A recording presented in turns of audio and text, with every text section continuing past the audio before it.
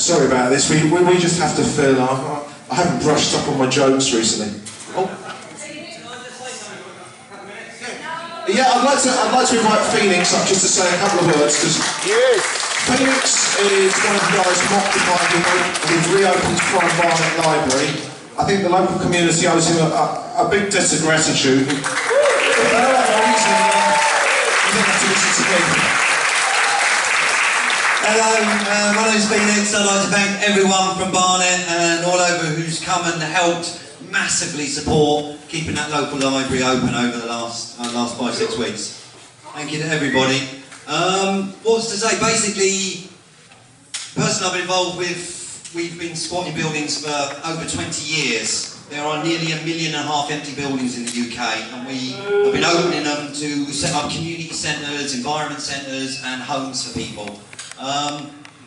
The closure of this building, we've negotiated with quite a few councils over the years for empty buildings, schools, factories, shops, churches, all different shapes and sizes of buildings that have been left there empty, falling apart.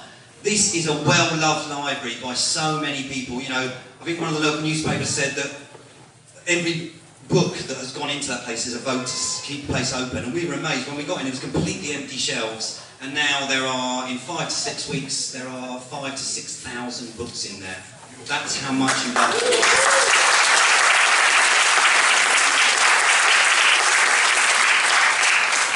And really just to say, you know, we can only do a certain amount by occupying it. It's up to everybody if you want to save it. We have Monday 6 o'clock usually as organised a week meeting, and also remember Thursday is a Friern Barnet Library meeting as well in the Royal British Legion, and we'd really like to see as many people as possible coming in. All we asked initially was people bring in books and sign up for 2 hours on the rota, and trying to get a lot of rotas together over the years, and it's a really well filled in rota this one, so you really do love that library.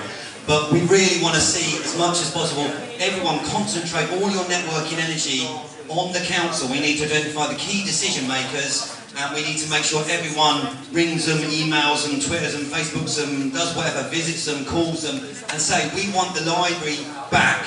There is solutions that are possible. We need to raise a bit of money for something called mediation, which someone's put us in touch with a top mediator that helps to mediate between councils, people, unions and groups and find solutions. So that's possible. There is a donate thing on the fbpeopleslibrary.co.uk. But what we really need is you all, everyone, all of us, we together, to cooperate, to work together to save our public services. This is, you know, Greece and Spain and Italy, other countries that have got heavy austerity, they have not shut their libraries because they recognise they are a beacon of learning. And this council is acting like modern-day book burners to destroy that knowledge and that free access to knowledge that's available.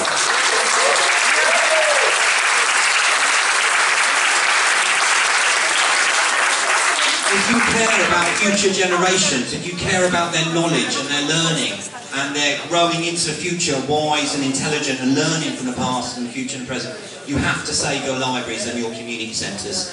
And I think collectively, if we all stand up together, you know, it's the banksters who should be paying for this crisis and not us. All those big corporations we're reading about in the papers, Starbucks and Goldman Sachs and all the rest, Vodafone, who aren't paying their taxes, they should be paying that, and we don't have to cut our public services. So let's all push back together and save our libraries and save our public and our community services. Come into the library and help us.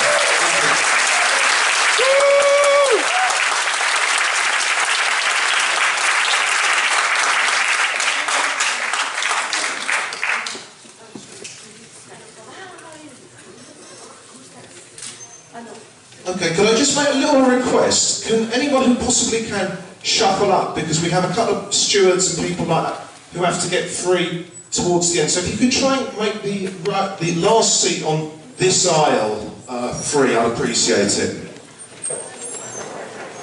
Right, it looks like we're nearly ready. So just to say very quickly, the programme was myself and Charles were going to say a few words. We've done that. We're going to show the film, and then at the end we have got Martin Russo, Mrs. Angry, aka Theresa Musgrove, Mr. Mustard, aka Derek Dishman, Mr. Reasonable, aka John Dix, and Alan Sloan is going to chair a little debate afterwards.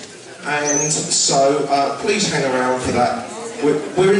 This is going to be the last you'll see of me tonight, thank God.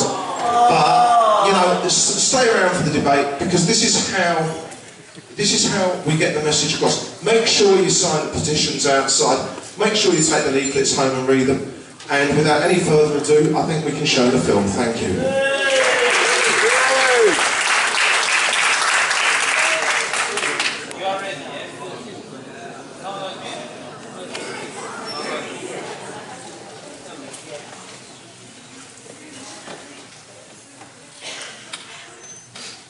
We're a £1 billion business, and yet we only have reserves of £15 million. So it's a very tightly run operation that has the potential to go wrong.